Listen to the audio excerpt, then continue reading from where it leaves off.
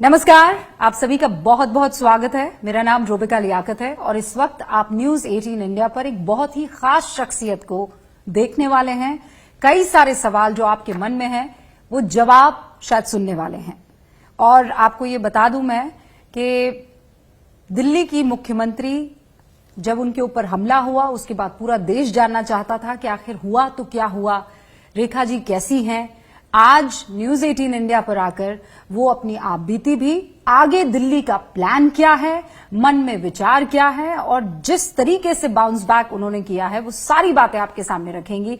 रेखा जी, बहुत बहुत स्वागत है आपका। सबसे पहले तो सब ये बात जानना चाहते हैं, हालांकि उसके बाद आपने खुद ट्वीट किया, अपने पिताजी की सीख याद दिलाई, लेकिन अभी आप कैसी हैं? मैं बहुत बेहतर हूँ, दिल्ली के काम में लगी हूँ और दिल्ली की जनता का प्यार और हमारे सभी दिल्ली के बड़ों का आशीर्वाद मेरे साथ है। तो मैंने जो कहा कि मैं रुकने वाली नहीं हूँ। आपको ऐसा नहीं लगा कि जब इस तरीके का अटैक हुआ तो अब हमें सिक्योरिटी के घेरे में रहना चाहिए? प्रॉब्लम्स और शिकायतें जनता की सुन ली जाएगी, लेकिन अब उस घेरे को स्ट्रांग कर देना चाहिए। कर नहीं सकते, हम कितना भी चाहें नहीं कर सकते। जनता के बीच में रहने वाला व्यक्ति तो जनता के बीच में ही रहेगा। कितना समय आप लोगों के बीच में रहते हो, कार्यक्रम में जाते हो, आप लोगों से मिलते हो, लोग आपसे मिलते हैं। आप जितना मर्जी सोच लीजिए, परंतु वो चीज़ संभव ही नहीं है।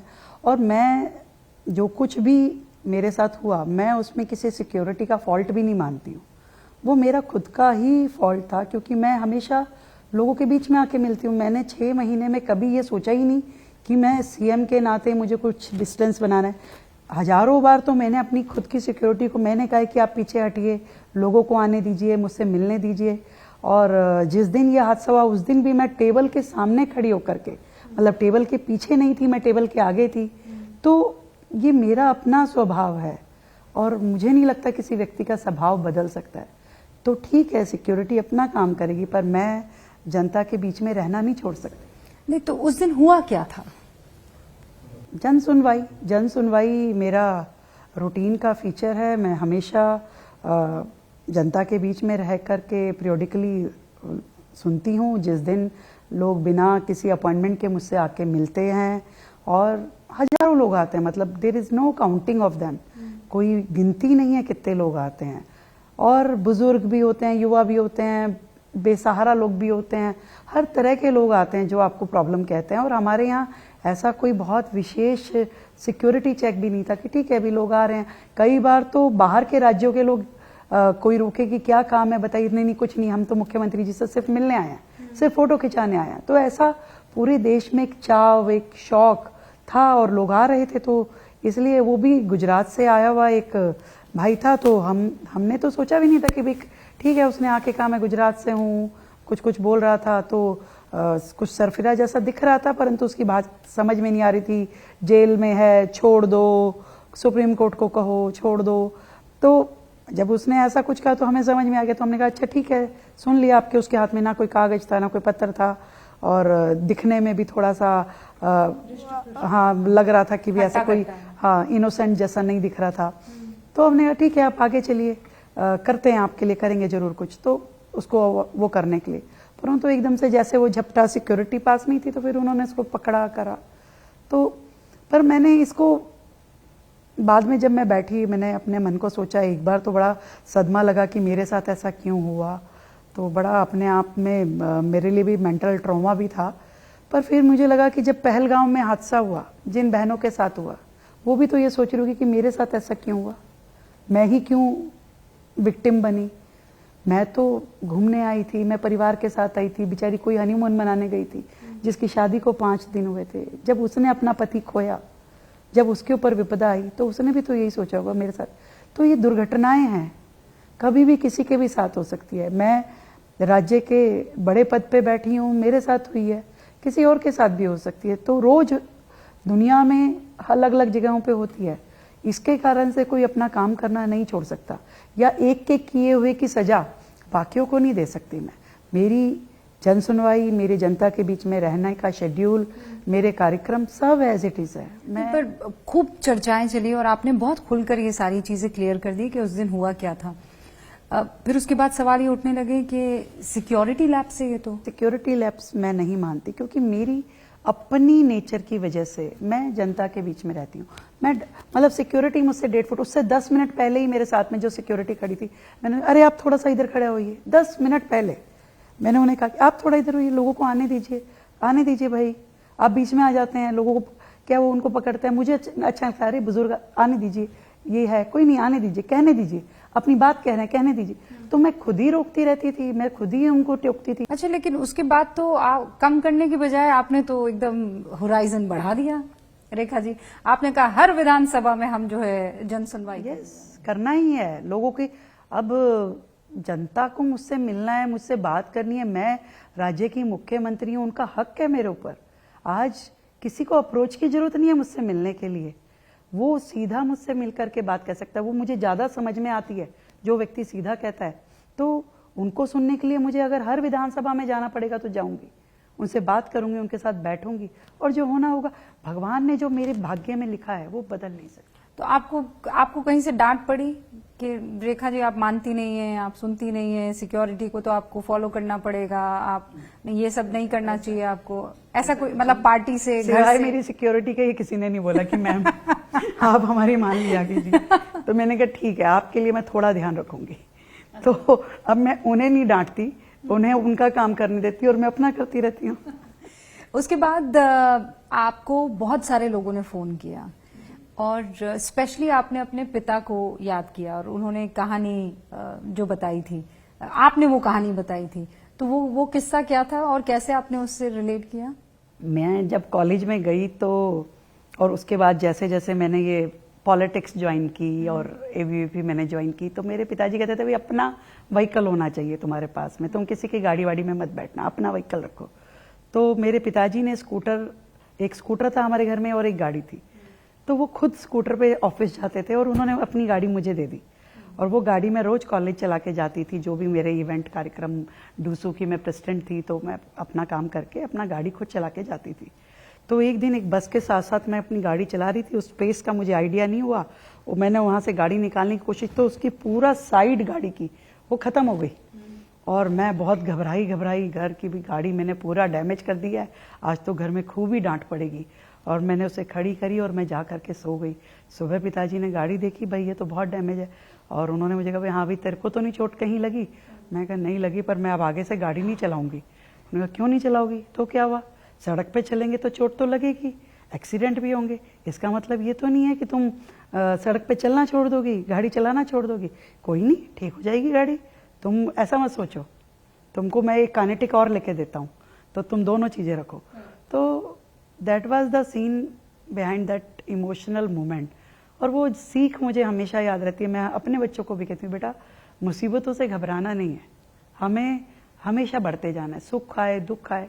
और यही कारण है मेरे जीवन में भी, जब जब ऐसा कोई लम्हा आया जब मुझे ये सोचने की जरूरत पड़ी कि मुझे क्या करना है, तो मुझे वही सीख याद है कि मूव ऑन, चलती चली जाओ, सब अच्छा बुरा सब गुजर जाएगा, कोई दिक्कत नहीं है। So you have moved on, पूरी तरह से आप भूल चुकी हैं जो हुआ, या आपने जहन में रखा हुआ उसे अभी कहीं किसी कोने में? इतनी चीजें हैं मेरे पास करने के लिए मैं किस किस चीज को जहन में रखूंगी। मेरे पास में जनता का इतना प्यार है, मुझे पूरे देश की महिलाओं ने इतने संदेश भेजे, उनके अंदर इतना आक्रोश था कि एक बहन के ऊपर, मतलब मैंने खोया मैं उसको नहीं याद करी, पर मैंने जो पाया, पूरे देश की महिलाओं ने मुझे इतना प्यार दिया, इतना समर्थन दिया। मतलब मुझे कितने लोगों ने आके कहा कि मेरी माँ का फोन आया था, उन्होंने कहा क्या हुआ मुख्यमंत्री जी के साथ, किसी मतलब ऑफिसर्स ने, लोगों ने, जनता ने, आम जन ने, सब ने मुझे इतना फीडबैक दिया कि भाई आपके लिए हमारी माँ ने शुभकामना संदेश भेजा, आपको मेरी बीवी ने कहा कि भाई ऐसा कैसे हो सकता है। मतलब दैट वाज अमेजिंग। मतलब देश भर की महिलाओं का और आपके विपक्षी साथियों का भी आपको समर्थन है। आतिशी जी ने भी आपके लिए बाकायदा ट्वीट कर दिया। जब तक हम एक दूसरे के सम्मान के लिए नहीं खड़े होंगे तो कैसे वो होगा।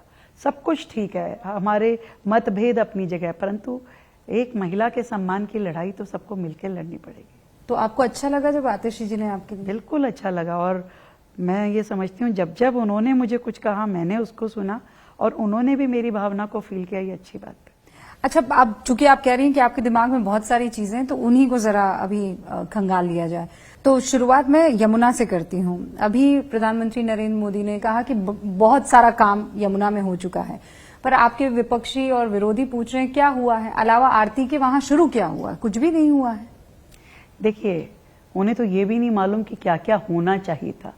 सरकारों में रहे वो कई कई साल, 10 साल झाड़ू वाले रहे, कांग्रेस में वाले 15 साल रहे, कभी उनको नहीं दिखा कि यमुना सफाई, यमुना जी जो है वो गंदी क्यों है, क्यों खराब है, क्यों इतना उसमें पॉल्यूशन आता है, उसमें कचरा आता है, उसमें गंदगी आती है, सीवेज आता है।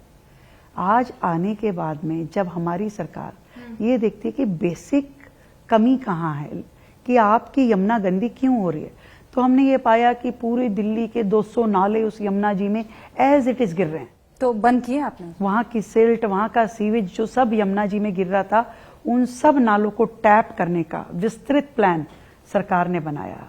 उन सबको टैप करना, उन सब के ऊपर सीवेज ट्रीटमेंट प्लांट लगाना, जितने पुराने प्लांट थे उनको रिवाइव करना, उनकी एफिशिएंसी जो डीपीसीसी की रिपोर्ट्स में है कि 38 में से 27 एसटीपी वर्किंग ही नहीं थे, जिनको हमने आके उसको वर्केबल किया है, उनके हमने टेंडर लगाए।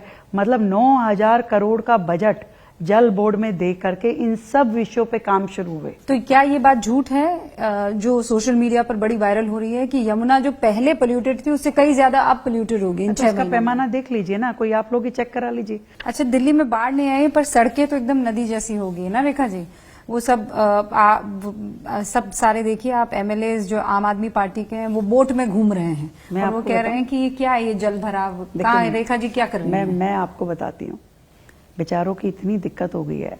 आप लोग देखो, आप लोग तो परमानेंट है, सरकारें आती जाती हैं, कोई कंपैरेटिव स्टडी रखा कीजिए। वो मिंटो ब्रिज, मिंटो ब्रिज तो नो डाउट जो सालों से इतने से हम इतने बड़े हो गए, बस डूब जाती थी। हाँ, बस डूब जाती थी। डूबी क्या, आईटीओ डूबा क्या, बाकी कितना दिल्ली में हमने, ये तब भी ऐसे ही था, सरकारें थी वो कर सकती थी, नहीं किया। हमने जो किया, हम ये नहीं कह रहे कि 6 महीने में मैं पूरी दिल्ली की वाटर लॉगिंग ठीक कर दी, पर हाँ पानी बरसता है और आधे घंटे में 1 घंटे में निकल जाता है, वो भी बड़ी अचीवमेंट है जो आज की डेट में हो रहा है। और जब वो आधा पौना घंटा जितनी देर पानी रुकता है, क्योंकि उसको धीरे धीरे निकलने का रास्ता मिलता है, ऐसे ही वो जो लोग हैं सो कॉल्ड विपक्ष के नेता, वो तुरंत देखते हैं अरे जल्दी से आ जाइए, पानी भरा हुआ है, अब थोड़ी देर उछल कूद कर लें, थोड़ा स्विमिंग करके दिखा दें तो फिर ये होगा। और वहां पे अगर आप इतनी देर में आप अपना कैमरा लेके जाएंगे तो पता चलता है पानी तो निकल गया।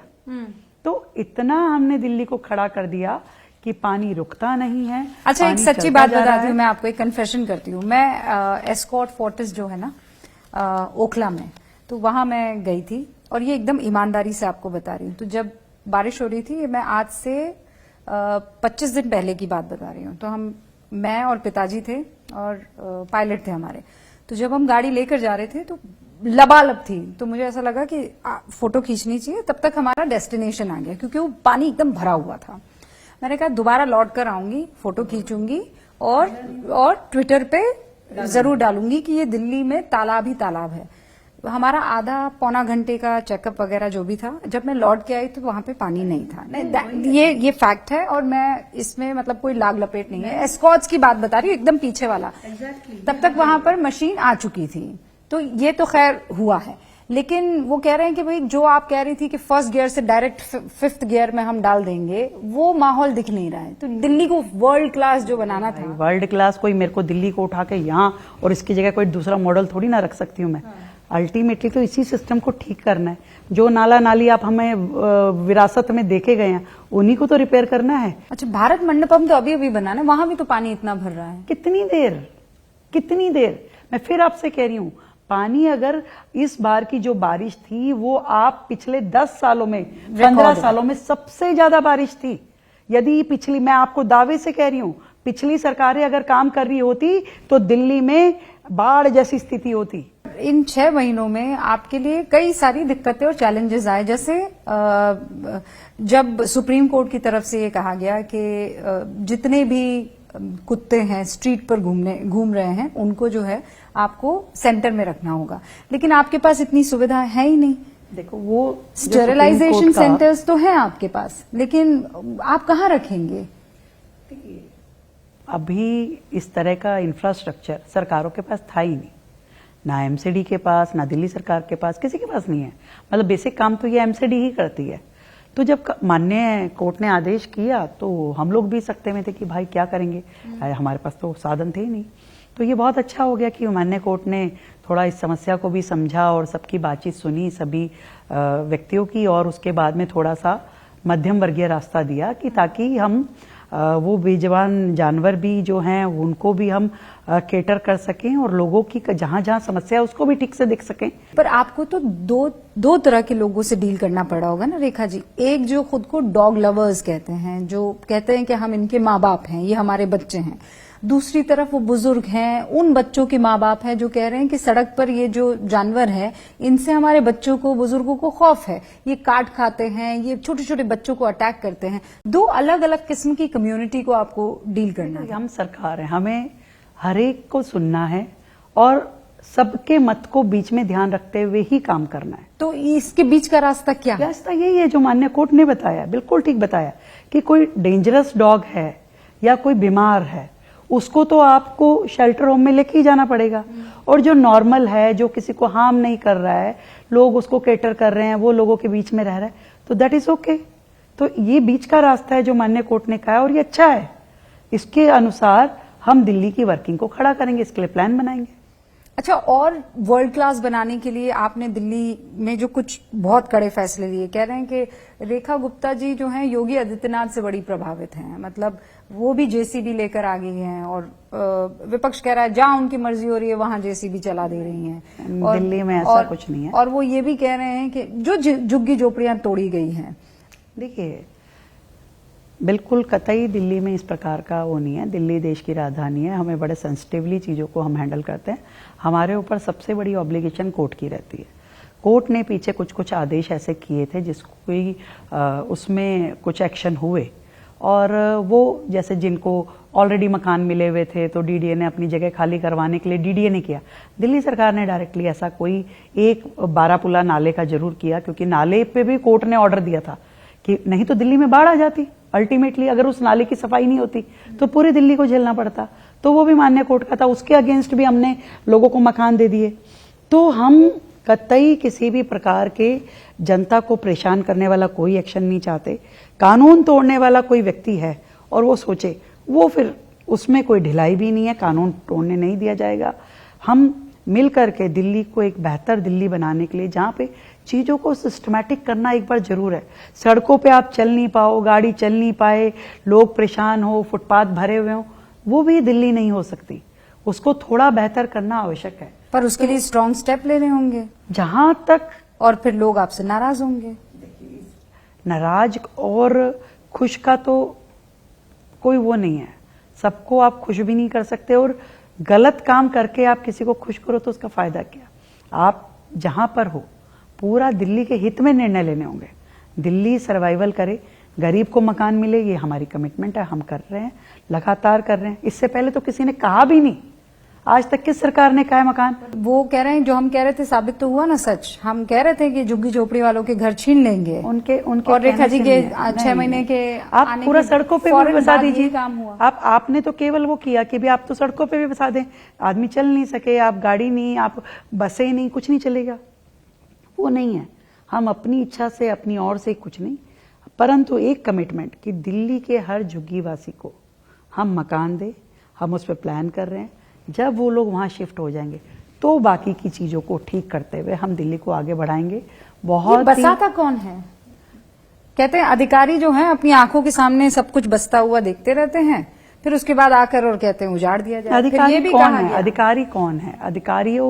अधिकारियों का इंटरेस्ट है कि किसी और का इंटरेस्ट है? पर सब कुछ तो जनता का है। कब्जा होता है तो जनता का नुकसान है, खर्चा होता है तो जनता का नुकसान है। किसी का कुछ नहीं है। अधिकारी का ना कुछ है, ना नेता का कुछ है। सीधी सी बात है, सब जनता का है। बिल्कुल सही। तो जनता के हक की रक्षा करना सरकार का दायित्व है। गरीब को गरीब का हक मिले, बाकी जो टैक्स पेयर है उसको उसकी फैसिलिटी मिले। इस सबको साथ लेके राज्य चलाना है। और दिल्ली की अपनी प्रॉब्लम है भाई। पर दिल्ली में डेंसिटी सबसे कम है। मतलब डेंसिटी ज्यादा है, मतलब और जगह कम है। आपका स्पेस कम है, जो कि देश में सबसे मिनिमम स्पेस वालों में आपका, और पॉपुलेशन आपकी कई बड़े बड़े राज्यों से ज्यादा है, इसलिए आपकी डेंसिटी हाई है। आपके यहाँ दिल्ली में रोज अन्य राज्यों से लोग आते हैं सपने लिए हुए, वो वहां रहते हैं रोजगार के इच्छा से, बाकी हर तरह की सपने लेके व्यक्ति आता है। तो धीरे धीरे वो जब वो रहता है, और खासकर उसको तो आप देख भी लेते हैं, पर जो बाहर के देशों से रोहिंग्या बांग्लादेश की आकर के रहते हैं, फिर वो क्रिमिनल एक्टिविटी करते हैं, वो आपके लिए एक बड़ा चैलेंज है। आप सबसे ज्यादा तो दिल्ली से ही पकड़े गए हैं ये बांग्लादेशी, रोहिंग्या लगातार। तो ये यहाँ पहुंचे कैसे रेखा जी? और तो पिछली सरकारें बताएं कहां तक पहुंचे। कह रहे हैं कि बीएसएफ किसके अंडर आती है? क्या, कौन, कैसे, कहां पहुंच रहा है? आज पहुंचा कि 50 साल पहले पहुंचा, कुछ नहीं मालूम कि कहां कब कैसे वो घुस गया हमारे सिस्टम में, वो कहां रह रहा है, किस नाम से रह रहा है, क्या कर रहा है। आज जब सरकारें सख्त हुई हैं, केंद्र सरकार ने अपना एक्शन लिया, हम राज्य सरकार से हम खुद उनको जांच रहे हैं, तब जाके पता चल रहा है कि कौन कौन कहां बसा हुआ है। चैलेंजेस क्या क्या आते हैं ये जांच में? और पूरी तरीके से वो कहीं ना कहीं घुस के किसी को ओब्लाइज करके अपने डॉक्यूमेंट बनवाने की कोशिश करते हैं, या बन गए, हजारों लोगों के तो बने हुए हैं, कहीं से कुछ बनवा लिया, कहीं से कुछ बनवा लिया, फिर वो रेजिडेंट के जैसे दिखाते हैं। हम, अरे कितना लोड लेगा राज्य है ये बताइए। हम यहाँ के लोकल रेजिडेंट को करें कि बाहर से जो आकर के आपके यहाँ पे वो कर रहा है, बांग्लादेश से आकर के कर रहा है, उसका कैसे करेंगे? आप देश के नागरिकों का तो जिम्मेवारी ले सकते हैं, अब विदेश से आए हुए का कैसे लेंगे? पर बीच में बहुत सारे ऐसे तस्वीरें आई थी जहां पर रोहिंग्या मुसलमानों के पास मीडिया कर्मी पहुंचे थे और वो ये बता रहे थे हमें बिजली भी मिल रही है, हमें पानी भी मिल रहा है, और केजरीवाल जी का उन्होंने शुक्रिया भी अदा किया था। कई ऐसे वो टैंकर के आसपास राजनीतिक लाभों के लिए पिछली सरकारों ने इस चीज को कभी रोका ही नहीं। उनको लगता था ठीक है, जो आ रहा है आने दीजिए। उन्हें लगता था कि हमारा ये वोट बैंक है, ये बढ़ेगा। वो उनके हितैषी बन के काम करते थे। उनको देश से, मातृभूमि से या यहाँ के लोगों से मतलब नहीं था। लोग दिक्कत में जाते हैं तो जाए, उनके लिए इंफ्रास्ट्रक्चर नहीं बन सकता तो ना बने, स्कूल हॉस्पिटल सब खत्म हो जाए तो कोई बात नहीं। उनको चिंता कहाँ थी? तभी तो कोविड में हजारों लोग मरे, क्योंकि यहाँ का इंफ्रास्ट्रक्चर सफिशिएंट है ही नहीं। प्रधानमंत्री ने लाल किले की प्राचीर से डेमोग्राफिक चेंज का जिक्र किया था। दिल्ली में ये एक बड़ा चैलेंज आपको लगता है? है, बिल्कुल है। बहुत सारी जगह पे आपके पास ऐसे अनआइडेंटिफाइड लोग हैं जो कि वहां का माहौल खराब करते हैं, और पूरी तरीके से सरकार इस पे सख्त है। बिल्कुल भी दिल्ली का माहौल हम खराब नहीं होने देंगे। जहां जहां ऐसे लोग हमें समझ में आते हैं, जो लोग इस तरह के लोगों के साथ इन्वॉल्व हैं, उनको फैसिलिटेट करने के लिए बिल्कुल उनको हम छोड़ने वाले नहीं हैं, और पूरी तरीके से इस सिस्टम से उन्हें बाहर करेंगे। आप कह रहे हैं सिस्टम से बाहर करेंगे, चुनाव आयोग कह रहा है कि हम SIR करके और ये जितने भी वोटर्स हैं उनकी लिस्ट को ठीक करने वाले हैं, बेहतर करने वाले हैं। लेकिन राहुल गांधी कह रहे हैं कि भैया आप लोग वोट चोरी कर रहे हैं। जो चुनाव आयोग है वो मोदी नमो चुनाव आयोग बनकर रह गया है। वो ये कह रहे हैं ये जो जीत आप लोग हासिल कर रहे हैं ये घपलेबाजी से हो रही है, ये वोट चोरी से हो रही है। देखिए, आपने सुना है खिसियानी बिल्ली, क्या बोलते हैं उसके आगे? मैं नहीं बोलूंगी। तो या वो कहते हैं वो जो अंगूर खट्टे हैं, मतलब जब आप जीत रहे थे, देश में आपका शासन था, तब तक तो सब कुछ अच्छा था। इलेक्शन कमीशन भी अच्छा था, सिस्टम भी अच्छा था, लोकतंत्र भी अच्छा था, सब कुछ, संसद भी बढ़िया चल रही थी, राज्य भी बढ़िया। जब आप हारते गए, आज भी देश के लोकतंत्र में कहीं पे किसी की सरकार है, कहीं पे किसी की सरकार है। इलेक्शन कमीशन तो वही है, मतलब बंगाल में तो वो ठीक है इलेक्शन कमीशन, बाकी कर्नाटक में तो वो ठीक है इलेक्शन कमीशन, आकर के बिहार में खराब हो जाता है, यूपी में खराब हो जाता है। ये क्या, कौन सा फार्मूला है? आप जीत गए तो इलेक्शन कमीशन बढ़िया है, ईवीएम बढ़िया है, और आप हार गए तो ईवीएम में खेद है, वो खराब है। ये कौन सा फार्मूला? मुझे आज तक नहीं। पर वो तो बड़ा सारा पावर पॉइंट प्रेजेंटेशन दे रहे हैं। पावर पॉइंट प्रेजेंटेशन की धज्जियां कैसे कैसे उड़ रही है, आपने नहीं देखी? जब वही लोग आके कह रहे हैं अरे भाई क्या बोल रहे हो, हमारा वोट तो है, वो कैसे कैसे, मतलब 0 नंबर का एड्रेस। जब खुद इलेक्शन कमीशन ने बताया कि जो आदमी सड़क पे रह रहा है उसको कौन से मकान का नंबर दूं मैं? क्या उसको वोट डालने का अधिकार नहीं है? वो दिल्ली की जनता है। आप उसको मकान नहीं दे पाए, आप उसको नौकरी नहीं दे पाए, आप उसे घर नहीं दे पाए, ये सरकारों का कसूर है, उस व्यक्ति का कसूर नहीं है जो सड़क पे पड़ा है। उसको वोट डालने का अधिकार है। उसके पास कागज है, उसके पास आधार कार्ड है, देश का निवासी है, देश में इतनी गरीबी थी। पर वो ये कह रहे हैं कि चुनाव आयोग मुझसे तो एफिडेविट मांगता है लेकिन अनुराग ठाकुर से एफिडेविट नहीं मांगते हैं। चुनाव आयोग को हम में तो खोट नजर आती है लेकिन भारतीय जनता पार्टी गलत के बात नेताओं तुम करोगे, एफिडेविट दूसरे से मांगा जाएगा। मर्डर तुम करोगे, सजा किसी और को मिलेगी। भाई सजा तुम्हें ही मिलेगी ना जब तुम गलत काम करोगे। आप लगातार लोकतंत्र में जो शालीनता की, सभ्यता की जितनी लिमिट होती थी, आप सब क्रॉस कर रहे हैं। आप सोच रहे हैं एक झूठ को मैं 100 बार बोलूंगा, 1000 बार बोलूंगा तो वो सच हो जाएगा क्या? देश की जनता अब उस तरह की नहीं रही है, पढ़ी लिखी हो गई है, उन्हें पता है आप क्या बोल रहे हैं। आपको ये चुनाव और देख लीजिए, आपको लग रहा है बिहार में ये बोल करके हो जाएगा, चुनाव का रिजल्ट आएगा, आपको समझ में आ जाएगा। मतलब आप इतना कॉन्फिडेंट है कि बिहार जो है वो एनडीए जीत जाएगी? क्यों नहीं जीतेंगे भाई? आज आपने उनकी रैली में भीड़ देखी आपने? अब भीड़ के मायना मानेंगे, उसको पैमाना मानेंगे तो मैडम फिर तो क्या ही कैलकुलेट करें। अरे बुलेट पे घूम रहे हैं, बहन के साथ घूम रहे हैं, तेजस्वी बाबू दे रहे हैं, बकवास करते हैं सब, उनको मालूम नहीं है क्या बोलना चाहिए, पढ़े लिखे लोग हैं, ऐसा ही उनको ऐसी परवरिश मिली है। प्रधानमंत्री की माँ को गाली देंगे, ऐसा होना चाहिए। उनकी माँ ने यही सिखाया है। उनको ये नहीं मालूम कि आप सभ्यता के में रहते हुए आपको किस भाषा का प्रयोग करना चाहिए। एक स्वर्गीय माता पर देश के प्रधानमंत्री की माँ, कितना मतलब घटिया स्तर कर दिया उन्होंने। आपको लग रहा है कि हम बोलें बस हमको दिखना चाहिए। आप क्या बोल रहे हैं, किस भाषा में? उस धरती से जो सीता माता की धरती है, किसी की भी माँ के बारे में नहीं बोल सकते आप। राहुल जी ने थोड़ी बोला है, वो उनकी रैली में कोई उनका नेता था, वो आ क्या गया सामने आकर के उन्होंने माफी मांगी कि मेरी रैली में किसी व्यक्ति ने गलत बोला तो गलत हुआ? कोई एक प्रवक्ता ने बोला? एक प्रवक्ता दिखा दीजिए कि हाँ जी ये बोल रहे हैं। उनको तो मजा आता है दूसरे को गलियाने में। उनको उनके अंदर ये पीड़ा है कि वो लगातार हार रहे हैं। 70 सालों तक उन्होंने शासन किया देश पे, उनकी सत्ता थी, एक मुश्त सत्ता थी, चाहे कोई आ जाए हटा देते थे रास्ते से, रिकॉर्ड में भी नहीं आने देते थे कि कोई इस नाम का व्यक्ति जिंदा था, सामने भी था। अब उनको लगता है ताकतवर नेता है, जनता की हितैषी है, लोगों का प्यार है। अब उनको लगता है कि भाई क्या करें, तो कुछ भी बोलिए, बोलते रहिए। क्या तो आपको लगता है स्तर बहुत गिर गया है राजनीति? 100%। मुझे मतलब सच में ये कहते हुए बड़ा अफसोस है, आप किसी की स्वर्गीय माता के बारे में शब्द इस्तेमाल करते हैं।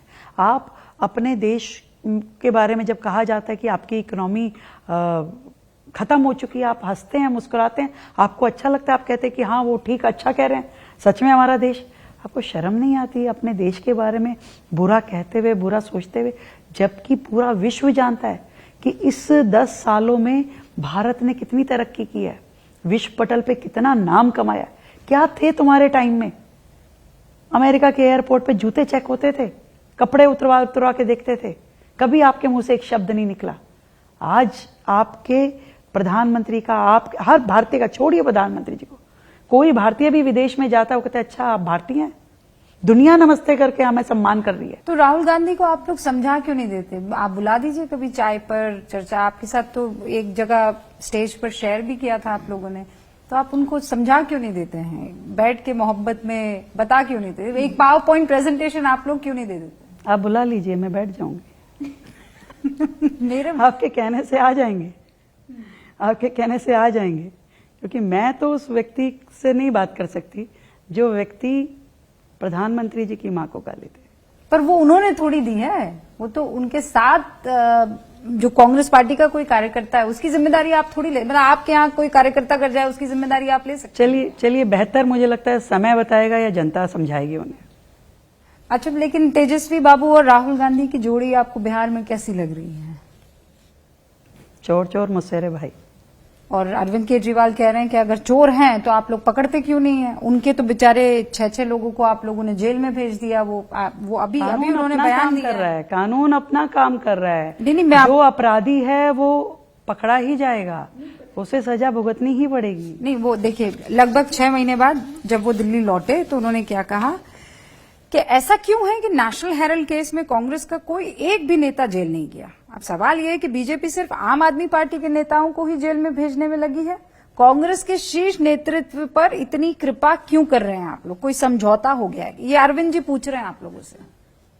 देखिए, कुछ हुआ है? कोई अंडर द टेबल आप लोगों की सेटिंग है कि नहीं? हम आपको नहीं केजरीवाल पकड़ेंगे? तो जिसे कहना त्रिकालदर्शी है ना, उन्हें तो सब दिखता है, सब पता चलता तो ये तो है। दिख ही मतलब रहा है। अपने अपराध नहीं देखते, अपनी कारगुजारियां नहीं देखते, दिल्ली को शराब में डुबो दिया वो नहीं देखते कि उन्होंने एक के साथ एक फ्री वाली पॉलिसी तो वही लाए थे, दिल्ली को नशे में डुबोने वाली पॉलिसी तो वही लाए थे।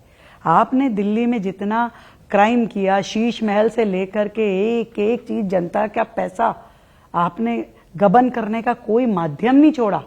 अस्पताल हो, स्कूल हो, सड़क हो, गड्ढा हो, हर जगह, और वो बातें करेंगे ऐसी।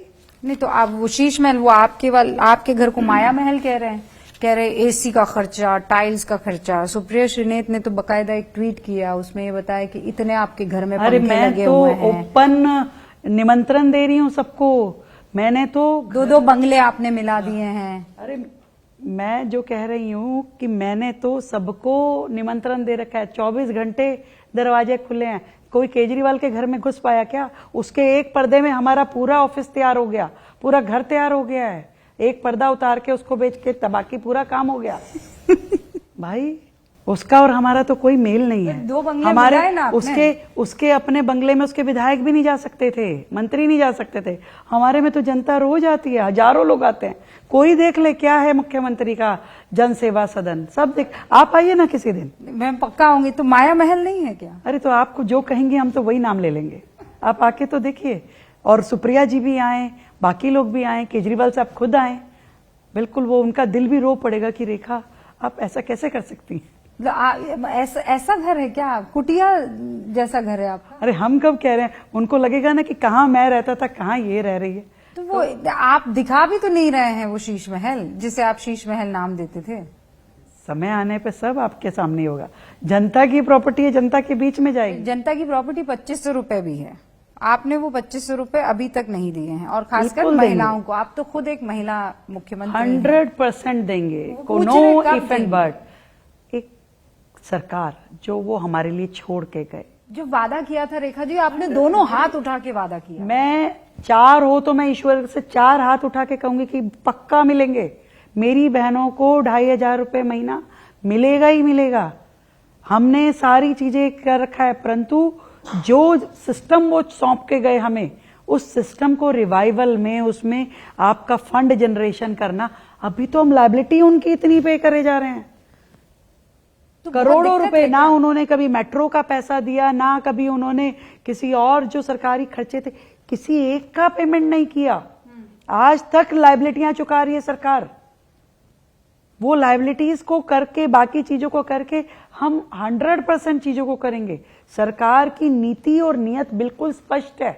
जो जनता को कहा है, एक एक बात पूरी करेंगे। मैं एक भी बात उसमें से कम नहीं होने वाली। तो मैं आपसे टाइम मांग सकती हूँ? कैलेंडर में एक डेट पर सर्कल लगा 100% मिलेगा। आप रेखा जी को फोन करके और मैं ये नहीं पूछ कह रही लूंगी इस 100%, क्योंकि कुछ चीजें हैं जो उनकी बिगाड़ी हुई है, जो हमें ठीक करने के बाद ही आप दे सकते हैं।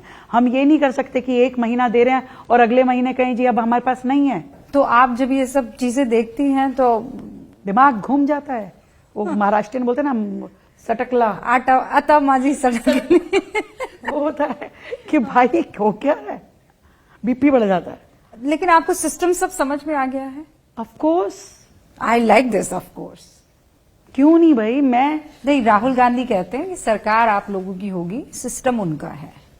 तो आपने ये फील किया है? देखो, सरकार भी हमारी होगी, सिस्टम भी हमारा होगा, जनता भी हमारी होगी, निर्णय भी हमारे होंगे और क्रियान्वयन भी हमारा होगा। सब कुछ जब हम करेंगे तो हम जनता के सामने पारदर्शी रूप में और जनहित के दिशा में जब काम करेंगे तो सब कुछ अपने तरीके से ही करेंगे। इंडिया गठबंधन से अरविंद केजरीवाल अलग हो गए, आपने ये खबर सुन ली? अरे रोज मिलते हैं, रोज अलग होते हैं, उनकी बात का कोई विश्वास है? आज बच्चों की कसम खाएंगे, कल वो करेंगे, उनका कौन सी बात का विश्वास करती हो आप? तो आप किसी पर तो विश्वास करेंगे ना। विपक्ष में कोई तो एक ऐसा लीडर होगा कि रेखा जी के हाँ इनको मैं थोड़ा सीरियसली लेती हूँ, इनको समझ। उसके लिए उनको ऐसा बनना पड़ेगा जिसपे हम विश्वास कर सकें। अभी खत्म ऐसा- हो गई वो ब्रीड, वहां से खत्म हो चुकी जिसपे लोग विश्वास करते, कहते कि हाँ नहीं ये कम से कम जो बात कहेगा। छोड़ गए लोग। एक समय था देश में सब कांग्रेस थी, आजादी का समय। जैसे जैसे उनकी हरकतें देखी लोग उसको छोड़ते चले गए। तो फिर आप लोग 240 पर कैसे आ गए? मैंने कहा ना, एक समय में सब कांग्रेस था, आजादी की लड़ाई कांग्रेस ने लड़ी। जब देखा कि ये तो लोग, पर आने वाला टाइम आपके लिए चैलेंजिंग नहीं होगा? अब तो एंटी इनकम्बेंसी आएगी, 3 बार बीजेपी कब की चैलेंज नहीं होती? केंद्र में सरकार आज भी रही चैलेंज है, कल भी चैलेंज होंगे, इससे कोई मतलब नहीं है। जनता के हित में जो काम करने का संकल्प सरकार ने लिया वो हम कर रहे हैं। जनता देख रही है, जनता को ये पता है कि दिल्ली बदल रही है। आज चुनाव हुए तो आम आदमी पार्टी कहती है आप लोगों को एक वोट नहीं पड़ेगा। उनके कहने से ही होगा सब कुछ। सबको पता पड़ गया है कि आप लोग क्या। अरे तो ठीक है ना, पता हो गया ना, तो तसल्ली रखिए, जब चुनाव आएगा तो इंतजार कीजिए। इतना कॉन्फिडेंट है आप अपने काम पे। अच्छा, बहुत सारे सवाल जवाब हो गए। अब मैं आपके सामने रैपिड फायर छोड़ रही हूँ। अरे भाई, इतना पढ़ाई मत कराइए। यही तो। अच्छा, अगर मेट्रो में आपके बगल वाली सीट पर विपक्ष का कोई नेता हो, फर्ज कीजिए कोई नेता हो, मैं नाम नहीं ले रही हूं, तो आप कानों में ईयरफोन लगाना पसंद करेंगी या उनके साथ पॉलिसी डिस्कशन शुरू कर देंगे, पॉलिटिकल पॉलिसी डिस्कशन? डिपेंड करता है। राहुल गांधी बैठे तो वो यूं देखते रहते हैं, उनका गर्दन सामने नहीं होता है। और कोई व्यक्ति होगा जिससे बात की जा सकती तो जरूर करूंगी कि भाई काहे को तुम जनता का समय और पैसा बर्बाद करते हो, काहे को तुम लोकसभा में सेशन चलने नहीं देते, पूछूंगी उससे, कोई मिलेगा तो। अच्छा, अगर केजरीवाल बैठे हुए तो ईयरफोन लगा देंगी या उनसे डिस्कशन करेंगी? मैं पूछूंगी कि ये इतना सब कुछ क्यों करके गए, हमारे को थोड़ा बहुत तो साफ सुथरा छोड़ के जाते। भाई तुम भी हरियाणा के, मैं भी हरियाणा के, ऐसे क्यों करके गए? बोलूंगी। मिलेंगे तो आप ये बात हाँ, पक्का बोलूंगी, ऐसे नहीं करना चाहिए, क्यों खराब किया आपने नाम। अच्छा, मुझे ये बताइए, अगर चांदनी चौक में पराठे वाली गली में राहुल गांधी आपको मिल जाए पराठा खाते? तुम राहुल गांधी के काहे को पीछे पड़ गई हो, और किसी राहुल किसी गांधी और को मिलवाओ। आपने जिक्र, मेरा तो दूसरा सवाल राहुल जी का था, अब आप पहले वाले में ही ले आए। तो किसी और को मिलवाओ अब तुम। अगर पराठा खाते हुए मिल गए तो आप भी इधर उधर देखने लगेंगी? अरे मुझे खाना होगा, मैं पराठा खाऊंगी, मैं उसको क्यों देखूंगी? अरे दिल्ली मेरी, चांदनी को चौक मेरा, और मैं पराठा नहीं खाऊंगी उसके चक्कर में। नहीं, पर उनसे बात नहीं करेंगे आपके पराठा खाते खाते बात? खाते हुए ज्यादा बात नहीं करनी चाहिए। अच्छा, ये बताइए कि अगर सीएम हाउस के ठीक बाहर जब ये आप जनता जन सेवा दरबार और वो सब लगाती हैं, तो एक पानी पूरी वाला मिल जाए ठेला लगाए हुए, तो आप पहले पानी पूरी खाएंगी कि ठेला हटवाएंगी? मैं उसको अंदर बुलाऊंगी कि तू भाई अंदर आ, पहले आराम से खिला, और फिर बताऊंगी कि भाई तुझे क्या चाहिए, तेरे को अच्छी सी दुकान बनवा दे, अगर टेस्टी होगा तो। खराब होगा तो उसको कहूंगी हटा भाई, यहाँ से क्या कर रहा है।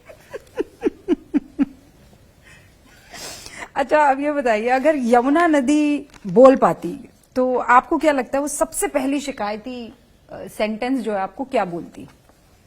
मतलब दो लोग आपस में, यमुना नदी आपके सामने खड़ी है कि अब भाई तुम हो सीएम रेखा गुप्ता, तो वो आपसे क्या कहती? आपने जो पहली चीज देखी थी वो क्या महसूस की? वो शायद यही कहती कि मेरे साथ ऐसा क्यों हो रहा है, आप सब के लिए तो मैं पूज्य थी, आराध्य थी, फिर मेरा ध्यान क्यों नहीं रखा गया, मुझे सेफ क्यों नहीं किया गया, क्यों ये गंदगी मेरे आगोश में तुम डालते रहे और मुझे क्यों गंदा कहलाते रहे। और आप क्या कहती? मैं उन्हें सॉरी कहती और ये कहती कि ये मेरा फर्ज है और मैं इसे ठीक करूंगी। अच्छा, आपने कभी किसी ऑटो वाले से बार्गेनिंग की है? यहाँ ऑटो वालों से bargaining is the toughest job. आपने की है भैया? मैं ऑटो से, रिक्शा से, इनसे नहीं करती। हाँ, ड्रेस, साड़ी, सूट, ऐसे कुछ उनसे कर लेती। वो मैं गरीब आदमी रिक्शा चला रहा है, मेहनत कर रहा है, आपको लेके जा रहा है, ऑटो वाला दे देती हूँ। मैं कभी नहीं उनसे बार्गेन कभी नहीं किया। तो बार्गेन करने के लिए है ना वो बड़े बड़े दुकानदार जो आपको, तो वहाँ करती हैं आप बार्गेन? वहाँ करती थी, अब वो मौका भी मुझसे छूट गया। अब मुझे शर्म आती कि भाई अब तो जो बोलेगा वही देना पड़ेगा, अब तो शॉपिंग ही छूट गई। तो लेकिन माशाल्लाह साड़ियों का तो आपके पास गजब का कलेक्शन जैसी है। मित्र जो ले आती हैं वो भी तो पहन लेती। तो फिर आप सुबह सुबह सोचती हैं कि क्या पहनना है, रेखा गुप्ता आज कौन सा कलर पहनेंगी? सोचती हूँ, पर मैं खुद भूल जाती हूँ कि मैंने 2 दिन पहले क्या पहना था। अच्छा, घर भी मैनेज कर रही है अभी रेखा जी कि नहीं, अब वो पूरी तरह से छूट गया है?